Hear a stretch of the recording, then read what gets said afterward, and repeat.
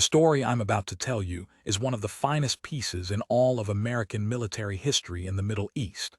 The story starts with a column of Iraqi soldiers, civilians, and stolen vehicles was trying to get out of Kuwait. They were fleeing north on Route 80, the six-lane highway connecting Kuwait City to the Iraqi city of Basra. Some of them were Republican Guard. Some of them were conscript soldiers who had been in Kuwait against their will since the invasion 16 months earlier. Some of them were Iraqi civilians who had been working in Kuwait and were now caught in the wrong place at the wrong time. Some of them were driving stolen Kuwaiti ambulances packed with looted televisions. Some of them were driving stolen Kuwaiti police cars. Some of them were walking. American aircraft found them on that road, and what happened next became the most debated, most controversial, and most morally complicated moment of the entire Gulf War. And 35 years later, people who were there still disagree about what it actually was. The images went around the world within days. A charred figure slumped over a steering wheel, hands still gripping it, fused to the metal by the heat of the fire. Thousands of vehicles spread across 4 lanes of highway, burnt and blasted and abandoned, stretching for kilometers in both directions. Journalists who arrived on the scene in the days after called it a turkey shoot. Senator John Kerry stood up in Congress and used the word massacre. A Newsweek photographer named Kenneth Jerk took a photograph of that burned figure at the wheel that his agency initially refused to distribute because it was too disturbing. He later said that refusing to show what war actually looks like is its own kind of lie. And on the other side of that argument, Air Force and Navy pilots who flew those missions have spent 3 decades pushing back on every single one of those characterizations. They were not hunting refugees. They were not massacring a retreating army. They were doing exactly what the laws of war permitted, and in some cases required. The column on Route 80 was a military force in the field. It contained tanks and armored vehicles and artillery pieces and armed soldiers. The ceasefire had not been declared.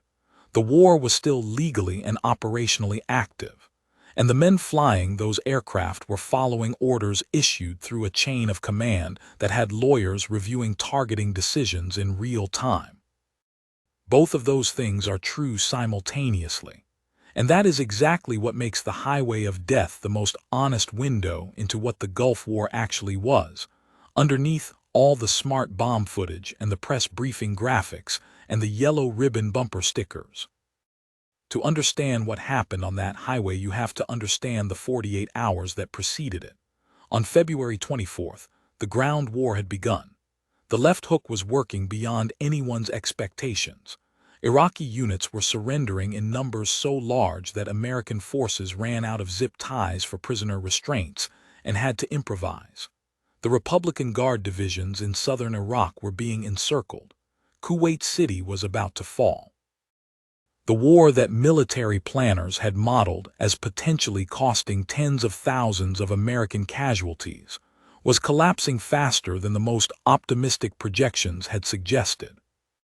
In Kuwait City itself, the final hours of the Iraqi occupation were brutal. There are accounts from Kuwaiti civilians and human rights investigators of summary executions in the streets in the hours before withdrawal. Iraqi soldiers who had spent months looting the country, stripping hospitals of equipment, emptying the National Museum, taking air conditioners out of apartment buildings, were now trying to leave with everything they could carry. The column that formed on Route 80 was not an orderly military withdrawal.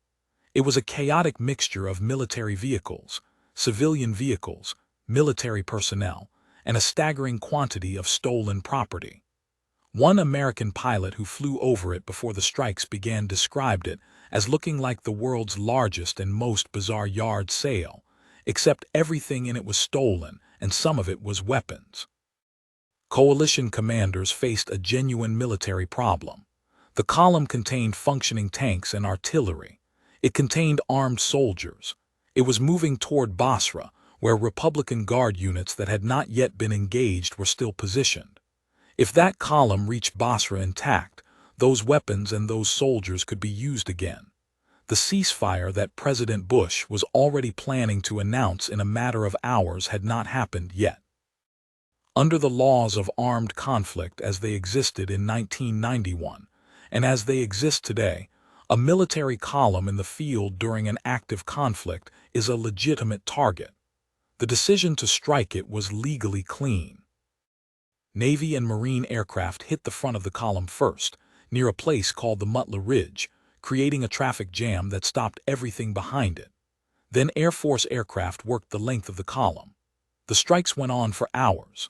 When they were finished, somewhere between 1,500 and 2,000 vehicles had been destroyed or abandoned.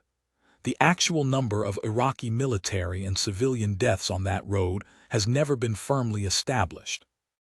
Early media estimates of thousands of dead were almost certainly wrong. Some military analysts who examined the site afterward believed the death toll was in the hundreds, not the thousands, because many soldiers had abandoned their vehicles and fled into the desert on foot before or during the strikes. The column looked like a massacre. The casualty figures, such as they are, tell a more complicated story. Here is where the genuine moral argument begins, and it is an argument worth having seriously rather than performing outrage on either side of it. The pilots who flew those missions have a case that deserves to be heard. Lieutenant Commander Mike McCabe flew an A-6 Intruder off the USS Ranger during the Route 80 strikes. He has given interviews in the years since in which he has been direct and unequivocal. He was attacking military vehicles. His targeting priorities were tanks, armored personnel carriers, artillery pieces. He was not hunting individual soldiers on foot. He was not ordered to maximize casualties. He was ordered to destroy military equipment that could be used against coalition forces or against the Kuwaiti population if the situation changed. He did his job, and he has said, carefully and without apology, that he would do it again under the same circumstances and the same rules. That is not a callous position. It is a legally and militarily coherent one. The laws of war do not require a ceasefire to be offered before a legitimate military target is struck. They do not prohibit attacking a retreating force that is still armed and still organized. The obligation to spare civilians exists and is serious, but the column on Route 80 was not a civilian convoy.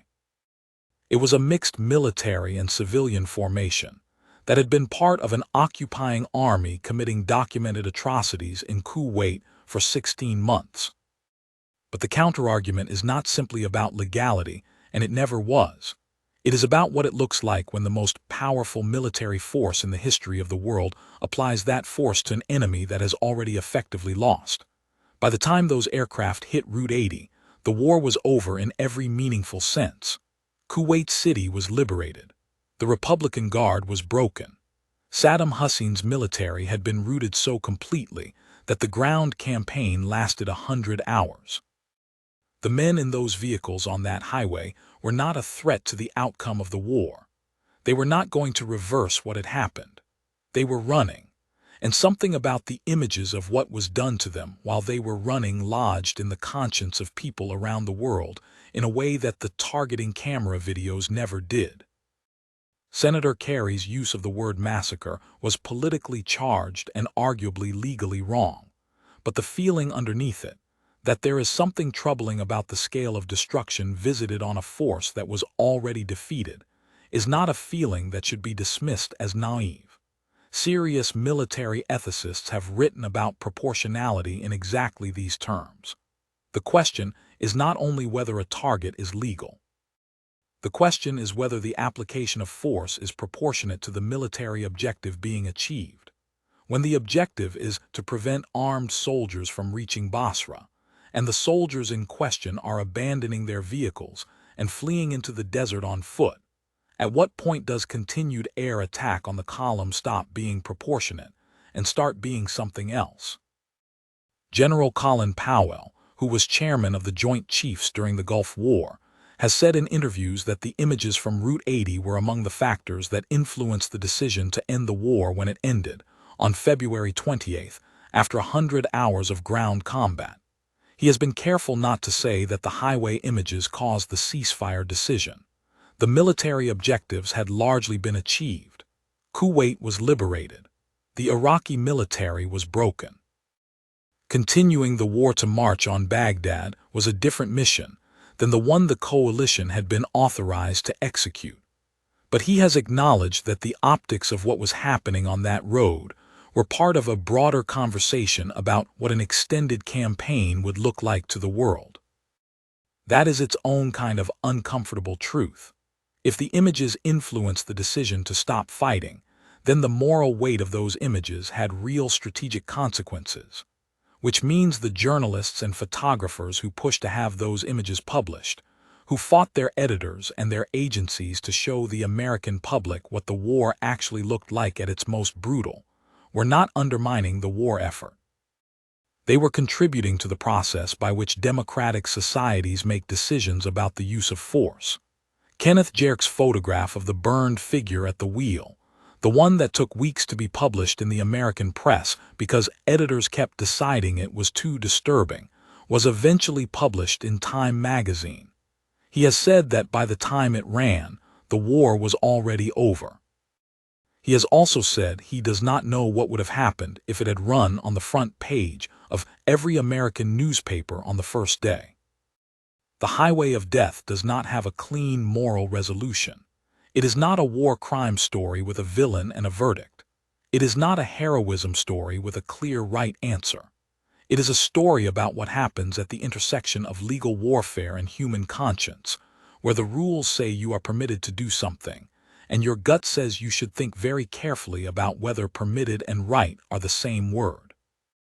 The pilots were following lawful orders against a legitimate military target. The soldiers in those vehicles had been part of an occupying force that committed documented atrocities. The images that came out of that highway were real, and they were terrible, and they deserved to be seen. All of those things are true. And if you drove that road today, past the spot where the vehicles burned, and you stopped and stood there in the flat Kuwaiti desert and looked at the sky, you would be standing in a place where serious people who spent their lives thinking about the ethics of warfare still cannot agree on what the right answer was. That is not a failure of moral reasoning. That is what war actually looks like when you get close enough to see it clearly.